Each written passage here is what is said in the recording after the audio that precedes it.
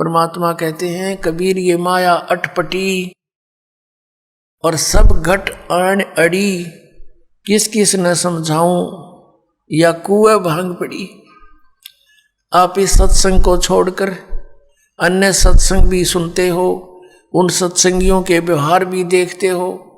नाम सत्संग का कर्म सारे वही जो आम जन साधारण किया करता है, इसलिए समाज में कुरीतियां ना घट करके बढ़ती ही चली गई। ऐसे ही ये भ्रष्टाचार भी बढ़ता ही चला गया, दुराचार भी चरम सीमा पर पहुंच गया, अत्याचार, लूट खसोट, रिश्वतखोरी। तो क्या फायदा हुआ? इतने संत और भक्तों की गिनती नहीं और असर इतना भी नहीं किसी के। कारण क्या है कि वो संत नहीं, और संत के आदेश बिना विकार छूट नहीं सकते। संत का वचन में परमात्मा की दया होती है, उसके ही वचन से, उसकी सत्संग सुनने से प्रभाव बनता है।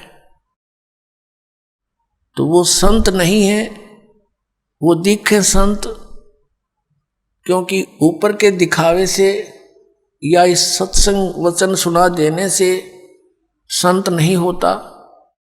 संत के बहुत ही ज्यादा गहरे जो लक्षण होते हैं, वो जन साधारण की पहुंच से दूर होते हैं। एक तो संत का ज्ञान से पहचान होता है, संत की और असंत की उसके वचनों से, उसके सत्संगों से पहचान होती है।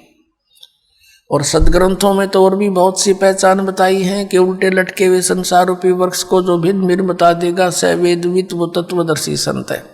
गीता जी अध्याय नंबर 15 के श्लोक नंबर 1 में यही ज्ञान दिया है। और संत की और असंत की पहचान उसके ऊपर के दिखावे से नहीं होती, ऊपर के आडंबर से नहीं होती, उसके ज्ञान से होती है।